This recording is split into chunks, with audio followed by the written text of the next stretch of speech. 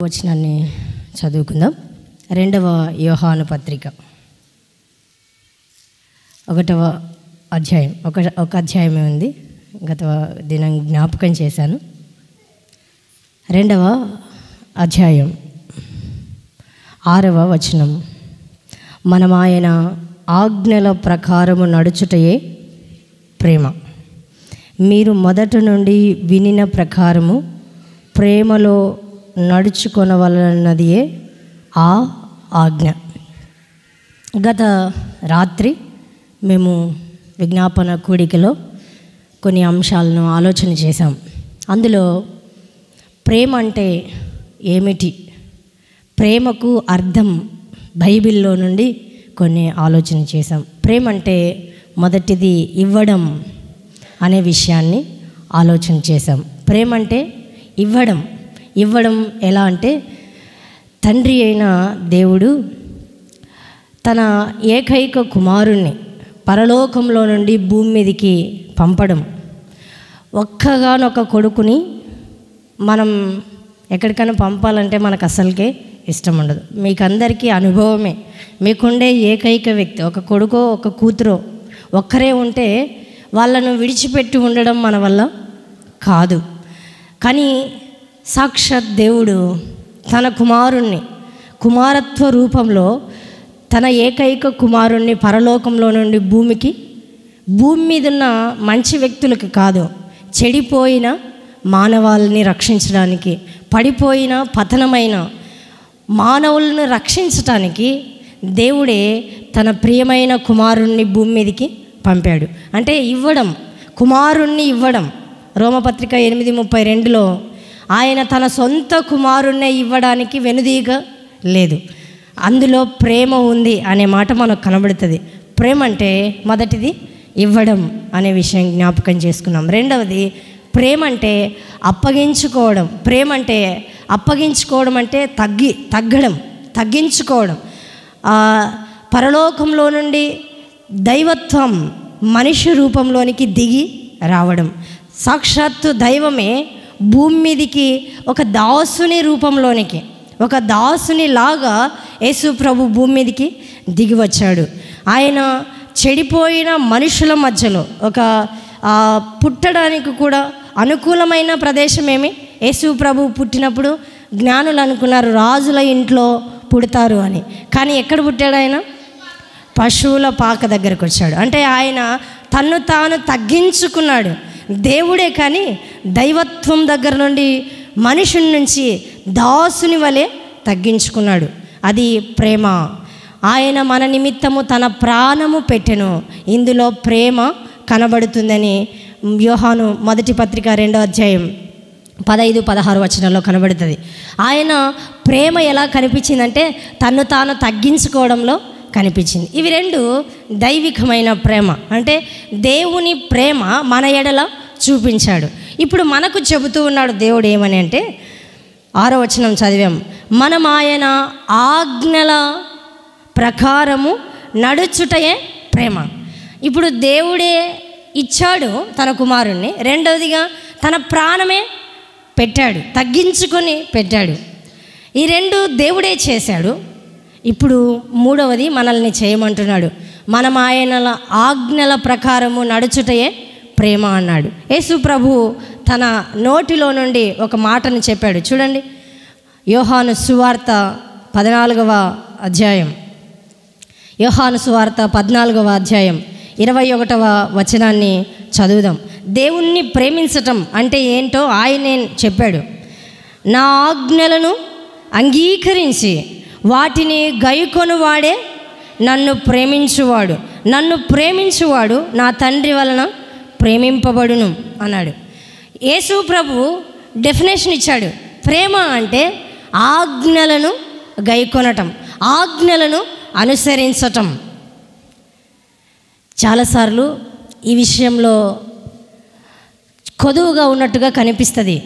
ప్రేమ లోకంలో చాలా రకాలుగా ప్రేమ కనిపిస్తుంది. ప్రేమలు చాలా రకాలు ఉన్నాయి. స్నేహితుల మధ్య ప్రేమ తల్లిదండ్రులు పిల్లల మధ్యలో ప్రేమ, భార్యాభర్తల మధ్య ప్రేమ, దేవునికి విశ్వాసకున్న ప్రేమ, ఇవి ఈ నాలుగింటిలో హీబ్రూకి వేరే వేరే పదాల అర్థం ఉంది. కానీ దేవునికి విశ్వాసికి మధ్య ఉండే ప్రేమ చాలా గొప్పది. దానిని ఇలా చెప్పాడు యేసుప్రభు, ఆయన ఆజ్ఞల ప్రకారం నడుచుటయే ప్రేమ. ప్రేమ అంటే మీరు చెప్పండి ఇప్పుడు, ప్రేమ అంటే అమ్మా నేను దేవుణ్ణి ప్రేమిస్తున్నాను, నేను వాక్యం చదువుకోను అంటే అది సరిపోయిందేనా? అమ్మా నేను దేవుణ్ణి ప్రేమిస్తున్నాను, నా జీవితంలో ఎలాంటి మార్పు లేదు అంటే దేవుణ్ణి ప్రేమించినట్లేనా? ఒకవేళ నేను అమ్మ దేవుణ్ణి ప్రేమిస్తున్నాను, నా నోటి మాటలు మారలేదంటే మనం దేవుణ్ణి ప్రేమించినట్టేనా? అమ్మ నేను దేవుణ్ణి ప్రేమిస్తున్నాను, నా మార్గం ఎప్పుడు చూసినా అటువైపే ఉంటుంది, ఎక్కడికంటే అక్కడికి వెళ్ళొద్దురా అని ఇంట్లో అందరూ చెప్తున్నా అక్కడికే వెళ్తుంటాను అంటే నీ మనసు మారినట్లేనా? నీవు దేవుణ్ణి ప్రేమిస్తున్నట్లేనా? ఒకటి జ్ఞాపకం చేసుకుందాం, దేవుణ్ణి ప్రేమించుట అంటే ఆయన ఆజ్ఞల ప్రకారం నడుచుట. ఆయన ఆజ్ఞలు ఒక రెండు మీకు జ్ఞాపకం చేస్తా. గత వారం సహోదరులు జ్ఞాపకం చేశాను, మటుకు యేసు ప్రభు జ్ఞాపకం చేసిన ఆజ్ఞలను నేను జ్ఞాపకం చేసి వర్తమానాన్ని ముగింపులోనికి తీసుకొని వస్తా. రండి, లూకా సువార్త 10వ అధ్యాయం 27వ వచనం కింద ఒక కంటెంట్ ఉంది. 20వ అధ్యాయం నుండి 25వ వచనం నుండి 10వ అధ్యాయం, లూకా సువార్త 10వ అధ్యాయం 25వ వచనం. ఇదిగో ఒకప్పుడు ధర్మశాస్త్రోపదేశకుడు లేచి, బోధకుడా, నిత్య జీవమునకు వారసుడునగుటకు నేనేమి చేయవలనని ఆయనను శోధించుచు అడిగాను. అందుకు ఆయన, ధర్మశాస్త్రం అందేమి వ్రాయబడి ఉన్నది, నీవేం చదువుచున్నావని అతనిని అడుగగా, అక్కడ ఒక ఆయన వచ్చాడు. ఆయన ఎవరు అంటే ధర్మశాస్త్ర అంటే ఇక్కడ నిలబడి వాక్యం చెప్పే వ్యక్తి. ఆయన వచ్చి అడుగుతున్నాడు యేసు ప్రభుని, అయ్యా పరలోకం పోవాలంటే నేనేమి చేయాలి అని అడుగుతూ ఉన్నాడు. పరలోకం పోవాలంటే నేనేం చేయాలని అడిగితే యేసు ప్రభు అన్నాడు, ధర్మశాస్త్రం అంటే వాక్యంలో ఏం రాయబడింది అని అడిగాడు. వాక్యంలో ఏం రాయబడిందంటే ఇప్పుడు అతను చెప్తున్నాడు 27వ వచనంలో, అతడు నీ దేవుడైన ప్రభువును నీ పూర్ణ హృదయంతోనూ, నీ పూర్ణ మనస్సుతోనూ, నీ పూర్ణ శక్తితోనూ, నీ పూర్ణ వివేకముతోనూ ప్రేమింపవలెను, నిన్ను వలె నీ పొరుగువానిని ప్రేమింపవలనని వ్రాయబడి ఉన్నదని చెప్పాను. యేసు ప్రభు ధర్మశాస్త్రంలో ఆజ్ఞలెన్ని? ధర్మశాస్త్రంలో ఉండే ఆజ్ఞలెన్ని? 10 ఆజ్ఞలు. ఇప్పటికీ తెలుసు కదా 10 ఆజ్ఞలు. మొదటి ఆజ్ఞ ఏమని ఉంటుంది? నేను తప్ప వేరొక దేవుడు నీకు ఉండకూడదు. 1 నుండి 4 ఆజ్ఞలు దేవునికి సంబంధించినవి. 1వ ఆజ్ఞ, 2వ ఆజ్ఞ, 3వ ఆజ్ఞ, 4వ ఆజ్ఞ. ఈ 4 ఆజ్ఞలు దేవునికి సంబంధించినవి. అందుకే చూడండి, విశ్రాంతి దినమును పరిశుద్ధ దినముగా ఆచరించాలి, యెహోవా నామమును వ్యర్థముగా ఉచ్చరింపకూడదు, విగ్రహారాధన చేయకూడదు. ఇవి దేవునికి సంబంధించిన ఆజ్ఞలు. ఇక నా 5వది ఉంటుంది, నీవు దీర్ఘాయుష్మంతుడగునట్లు నీ తల్లిని నీ తండ్రిని సన్మానింపవలెను. 5, 6, 7 వచనాలు ఎవరి గురించి ఉంటాయంటే మన పక్కోళ్ళ గురించి ఉంటాయి. అంటే మొదటి 10 ఆజ్ఞ దేవుని గురించి, కింద 5 నుండి 10 ఆజ్ఞలు పొరుగు వారి గురించి ఉంటాయి. ఆ 10 ఆజ్ఞలను కొత్త నిబంధన ఆజ్ఞలు ఎన్ని చేశాడంటే 2 చేశాడు. 1 దేవుణ్ణి ప్రేమించటం, 2 పొరుగు వారిని ప్రేమించడం. 1 పైనున్న దేవుణ్ణి ప్రేమించడం, 2 మన చుట్టూన్న వారిని ప్రేమించటం. ఈ 2 ఆజ్ఞలు యేసు ప్రభు అక్కడ ధర్మశాస్త్రోపదేశకునికి చెప్పాడు. దేవుణ్ణి ప్రేమించుట అంటే 4 విషయాలు అక్కడ కనబడతాయి. పూర్ణ హృదయముతో, పూర్ణ మనస్సుతో, పూర్ణ శక్తితో, పూర్ణ వివేకంతో. ఇవి అర్ధార్థం కాదు. మీరు ఎప్పుడు చదివినా కొత్త నిబంధనలో ఈ మాటలు ఎప్పుడు చదవండి, పూర్ణ అనే పదమే ఉంటుంది. మీరు కావాల్సింటే సెర్చ్ చేయండి, బైబిల్ యాప్ ఉన్నవాళ్ళు. పూర్ణ అంటే హోల్ అని అర్థం. ఇప్పుడు రొట్టెను మొత్తం చేస్తేనే గుండ్రంగా ఉంటుంది, దాన్ని సగం చేస్తే పూర్తి రొట్టె కాదది. అంటే పూర్ణ హృదయముతో, పూర్ణ మనస్సుతో, పూర్ణ శక్తితో, పూర్ణ వివేకంతో ఎవరిని ప్రేమించాలి? అమ్మా, సగము ఇంట్లో ధ్యాస ఉంటుంది, మందిరానికి వచ్చి సగం పిల్లల మీద ధ్యాస ఉంటుంది, సగం బయట వాళ్ళ మీద ధ్యాస ఉంటుంది, సగము ఇనక కొంతమందికి దేవుని మాటలు వింటుంటారు. కాదు, పూర్ణ హృదయం మన మనసంతా దేవుని మీదే పెట్టాలి. మన శక్తి అంతా దేవుని కొరకే, మన వివేకం అంతా దేవుని కొరకు, దేవుణ్ణి ప్రేమించడం కొరకు మనం పెట్టాలి. దేవుణ్ణి ప్రేమించమని ఆజ్ఞాపూర్వకంగా ఇచ్చాడు. బ్రతిమాలుకోవడం లేదు, నువ్వు నన్ను ప్రేమించని దేవుడేమో అడుక్కోవటం లేదు. దేవుడు ఆర్డర్ ఇస్తున్నాడు, ఏమని? నీవు నన్ను ప్రేమించాలి అని. ఇది కండిషన్, ఇది ఆర్డర్. కాబట్టి మనం ఏం చేయాలి? దేవుణ్ణి ప్రేమించాలి. ఎందుకు ప్రేమించాలి? గత రెండు ప్రేమకు నిర్వచనాలు తెలిస్తే మూడవది మనం ప్రేమిస్తాం. దేవుడే కుమారుణ్ణి పంపాడు, రెండవది తన ప్రాణాన్ని పెట్టాడు. ఈ దినాల్లో సపోజ్ భర్త అనివార్య కారణాల వల్ల హాస్పిటల్లో ఉన్నాడు. అమ్మ, నీకుండే 2 కిడ్నీలు ఇస్తేనే నీ భర్త బ్రతుకుతాడంటే భార్య ఇవ్వగలదా? ఇచ్చిన ఒక కిడ్నీ ఇస్తానండి, 2 కిడ్నీలు ఇచ్చిన అన్నట్ల బెడ్ మీద పడేయమంటారు, నాకెవరు సాకిరి చేస్తారు అంటారా లేదా? పోనీ ఇది భార్య భర్తలు అనుకోండి. తల్లి బిడ్డ కడుపుతో ఉన్నప్పుడు, అమ్మ, పెద్ద పానానికి చిన్న పానానికి అపాయం ఉంది, ఎవరో ఒకరు బ్రతుకుతారు. తల్లి అయినా బతుకుతుంది, బిడ్డ అయినా బతుకుతుంది. ఎవరిని బతకనిమ్మంటారంటే ఎవరిని బతకనిస్తారు? కారణం ఏంటి? ప్రేమ కొన్నిసార్లు మనకు స్వార్థంతో కూడింది. ఫస్ట్ నాకు ప్రయారిటీ, ఆ తర్వాతే పక్కవారికి. చాలాసార్లు ప్రేమ మనం సెల్ఫ్ అంటే మనల్ని మనం ప్రేమించుకోవటంలో కనబడుతుంది. కానీ దేవుడు తన ప్రాణాన్ని పణంగా పెట్టాడు. ఎందుకు పెట్టాడండి? ఎందుకు తన ప్రాణం పెట్టాల్సి వచ్చిందంటే, ఇదిగో మానవులందరూ, ఇది పాతాళం అయితే అందరూ చచ్చి పాతాళంలోనికి పోవాలి, అందరూ చనిపోయి పాతాళంలోనికి వెళ్ళాలి. కానీ పాతాళమునకు వెళ్ళకుండా యేసుక్రీస్తు తన ప్రాణాన్ని అడ్డుగా పెట్టాడు. ఇది ప్రేమ. ఆయన తన ప్రాణాన్ని అడ్డుగా పెట్టి మన కొరకు తన ప్రాణాన్ని ఇచ్చి మనల్ని ఎక్కడికి చేర్చాడు? పాతాళానికి వెళ్ళవలసిన మనలను పరలోకానికి చేర్చాడు. ఎంత గొప్ప ఆధిక్యత ఇది! ఊరికనే వస్తుందే పరలోకం అంటే? ఊరికే పోయి మీకుండే ఇండ్లు, మీకుండే ఆస్తులు, మీకుండేవన్నీ అమ్మి పోయి పరలోకం ఇవ్వండి అంటే ఎవరు ఇస్తారు? ఎవరివ్వరు. మన వల్ల కాదు. మనకుండే బ్యాంక్ బ్యాలెన్స్, మనకుండే బిజినెస్, ఇవన్నిటిని పెట్టినా మనం పరలోకాన్ని, ఈ భూమి మీద ఎంత పెద్ద కోటీశ్వరుడైనా కొనుక్కోలేడు. దేనిని? పరలోకాన్ని. కానీ అలాంటి పరలోకాన్ని దేవుడు మనకు ఇచ్చాడు. ఎలా ఇచ్చాడంటే, తన కుమారుణ్ణి పంపడం ద్వారా, తన కుమారుడు తన ప్రాణాన్ని పెట్టడం ద్వారా, ఈ రెండిటి ద్వారా మనకి ఇచ్చినప్పుడు నీకు ఆజ్ఞ ఇస్తున్నాడు. ఇప్పుడు ఆయన చేసే నీకు చెబుతున్నాడు.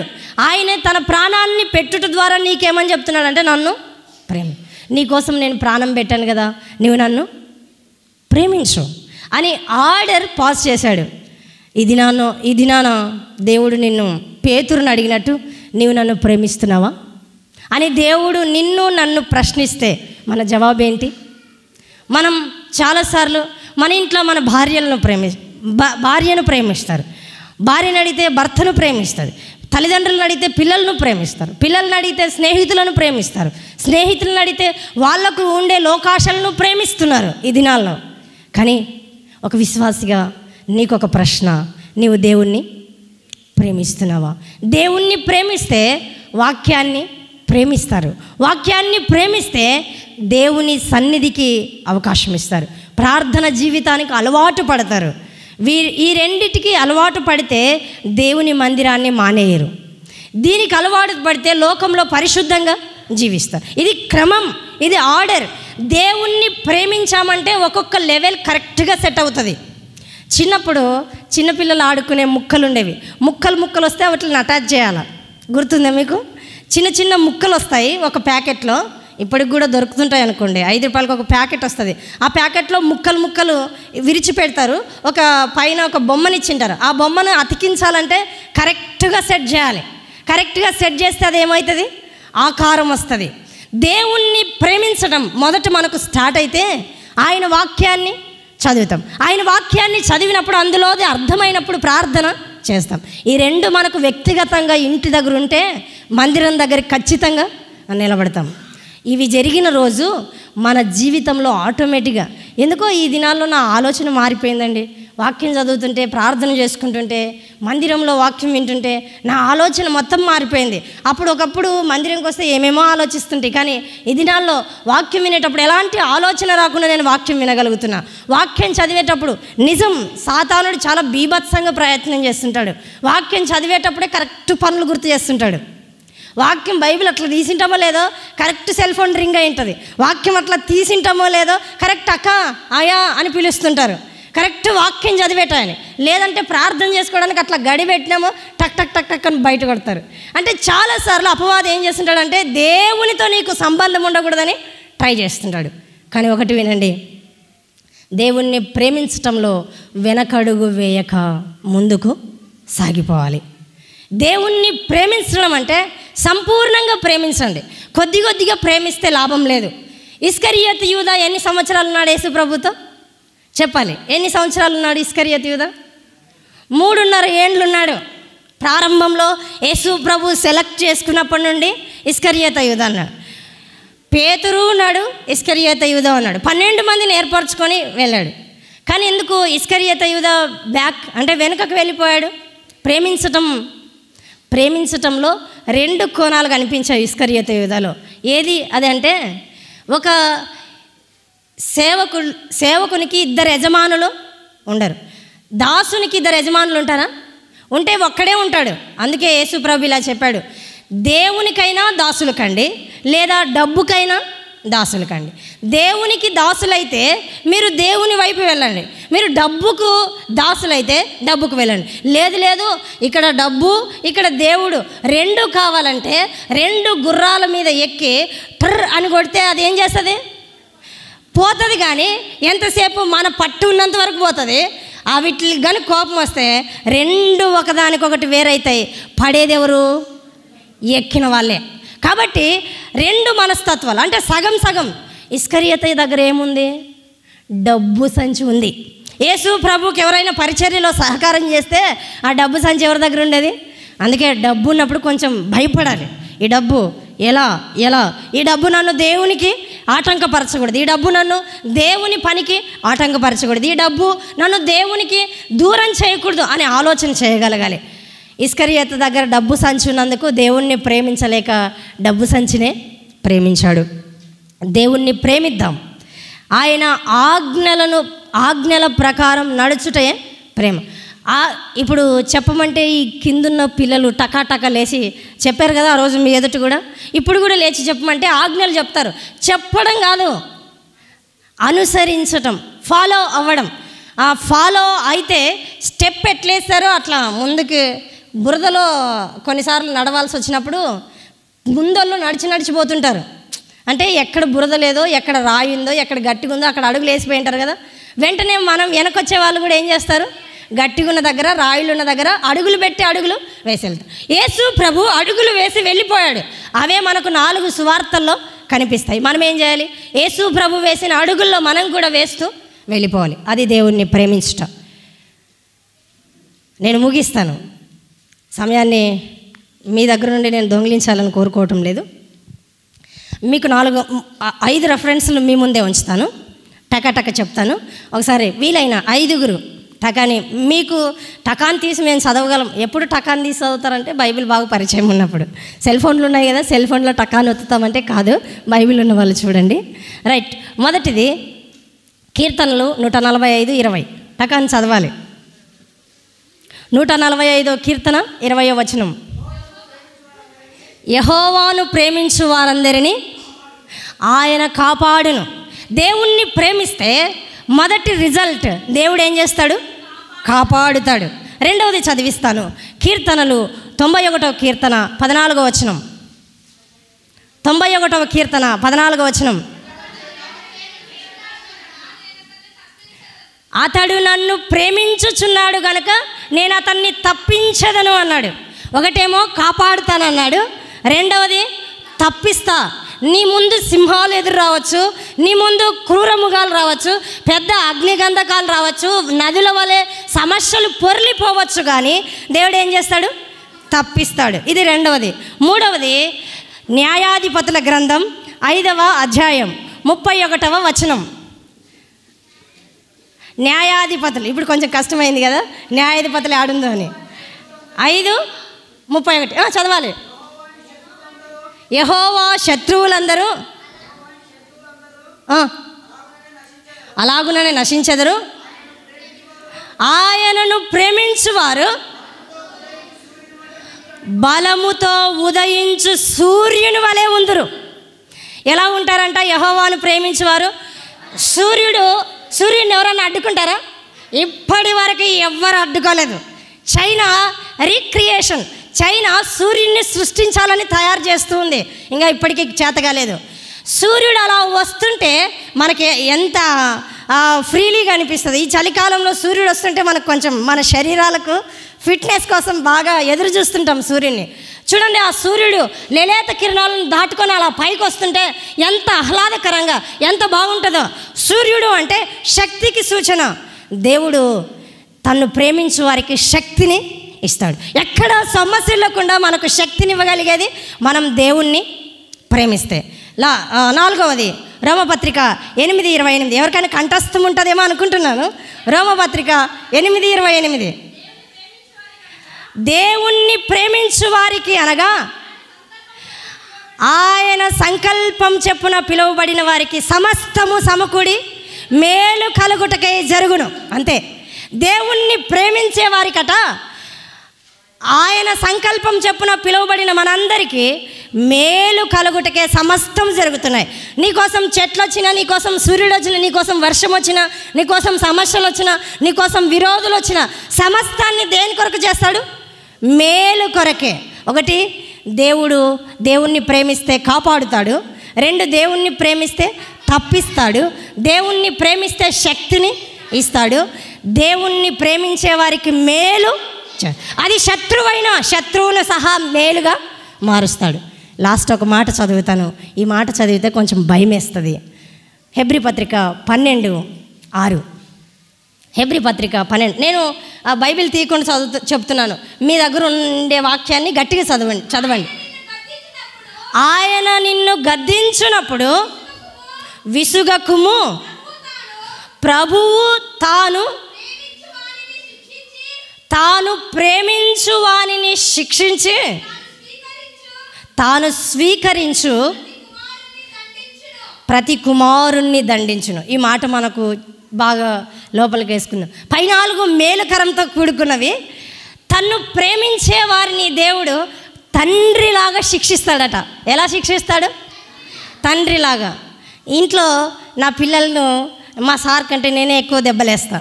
ఆయన శిక్షించడం దగ్గర కొంచెం వెనకాడుతాడు, దెబ్బలు వేయడు, ఎక్కువగా వారి మీద ప్రెస్ చేయడు. వారు చిన్నపిల్లలు, వారు మారుకుంటాడు అని అంటాడు. కానీ వినండి, కానీ కోపం వస్తే మాత్రం సెల్ ఫోన్ విషయంలో, లేదంటే అల్లరి చేసే విషయంలో కోపం వచ్చినప్పుడు మాత్రం ఖచ్చితంగా దెబ్బలేస్తాడు. తండ్రికి కోపం వచ్చినప్పుడు కుమారుణ్ణి మేలు కొరకు శిక్షిస్తాడా, కీడు కొరకు శిక్షిస్తాడా? మేలు కొరకే. ఇది తండ్రులను అడిగితే బాగా చెప్తారు. ప్రేమ తల్లులు ప్రేమ చెప్తారు, కానీ తండ్రుల ప్రేమ ఎప్పుడు శిక్షిస్తారు? కోపం వచ్చినప్పుడే, చెడ్డ పనులు చేసినప్పుడే, కీడువి తలపెట్టినప్పుడే తండ్రులు శిక్షిస్తారు. ఇదిగో దేవుడు తన్ను ప్రేమించే వారిని తండ్రిలాగా శిక్షిస్తాడు. అప్పుడప్పుడు మన మీదకి శిక్షలు వచ్చినప్పుడు ఏం దేవుడు అని అనుకోవద్దు. అలా శిక్షించినప్పుడు దేవా నేను ఏమైనా చేశానేమో, సడన్గా నీకేదో ఇంట్లో కష్టం వచ్చింది, వెంటనే దేవుడు అడుగు, అయ్యా నేను ఎక్కడైనా మిస్టేక్ చేశానా, నేను ఎక్కడైనా తప్పు చేశానా, నేను ఎక్కడైనా ఏదైనా ఫాల్ట్ జరిగించానా, దయచేసి నాకు చెప్పు, నేను దాన్ని సరి చేసుకుంటా. దేవుణ్ణి ప్రేమిస్తే దేవుని దగ్గరికి వెళ్ళి బ్రతిమలాడతాం. కాబట్టి దేవుణ్ణి ప్రేమిస్తే దేవుడు చివరిలో ఇచ్చేదేంటి? శిక్ష. ఎప్పుడైనా శిక్ష ఎప్పుడు ఇవ్వడు. భూమి దున్నేవాడు పంట వేయాలనుకున్నప్పుడే దున్నుతాడు. ఎప్పుడు దున్నుకుంటుంటాడా? చేను ఎప్పుడు దున్నుతూ ఉంటారా? దున్నరు. ఎప్పుడు విత్తు వేసే కాలానికే దున్నుతాడు. దేవుడు శిక్షను ఎప్పుడు ఇస్తాడంటే మనం సరిలేనప్పుడే ఇస్తాడు. ఈ మాట మీ మనసులో ఉంచుకోండి. దేవుణ్ణి ప్రేమిస్తే దేవుడు కాపాడుతాడు. దేవుడు ప్రేమిస్తే నిన్ను తప్పిస్తాడు. దేవుణ్ణి ప్రేమిస్తే శక్తిని ఇస్తాడు. దేవుణ్ణి ప్రేమిస్తే మేలు చేస్తాడు. దేవుణ్ణి ప్రేమిస్తే మనం సరిలేని సమయాల్లో దేవుడు మనల్ని శిక్షిస్తాడు. కాబట్టి మనం దేవుణ్ణి ప్రేమిద్దాం, దేవుణ్ణే ప్రేమిద్దాం. అందరికంటే మత్తయి సువార్త 10:37 ఉంటుంది, నీ తల్లినైనను, నీ తండ్రినైనను, నీ భార్యనైనను, నీ భర్తనైనను, నీ పిల్లలనైనను, నీ అన్నదమ్ములనైనను నాకంటే ఎక్కువగా ప్రేమిస్తే నీవు నాకు పాత్ర. అందరికంటే ఎవరిని ఎక్కువగా ప్రేమించాలి? దేవుని. ఎందుకంటే ఇవన్నీ మనకు ఆయన, ఒకవేళ తల్లిదండ్రులను ప్రేమిస్తే కొన్నిసార్లు కాలేజీలో ఉన్నప్పుడు కాపాడలేరు, కొన్నిసార్లు నీవు సమస్యలో ఉన్నప్పుడు కాపాడలేరు, యాక్సిడెంట్లో ఉన్నప్పుడు నిన్ను తప్పించలేరు. కానీ వీటన్నిటిలో నుండి ఎవరు కాపాడుతూ తప్పిస్తూ శక్తిని ఇస్తున్నారంటే దేవుడు. అందుకే మనం ఏం చేద్దాం? అందరికంటే ఎక్కువగా దేవుణ్ణి ప్రేమిద్దాం. దేవుడు అట్టి కృప వాక్యం విన మనందరికీ అనుగ్రహించును గాక. ప్రార్థన చేద్దాం. సర్వోన్నతుడా, సర్వశక్తిమంతుడా, స్తోత్రార్హుడు అయిన మా దేవా, మీ పాదాలకు స్తుతులు స్తోత్రాలు చెల్లిస్తున్నాం. ఇది నానా మీరు మమ్మల్ని ప్రేమించి మాకిచ్చిన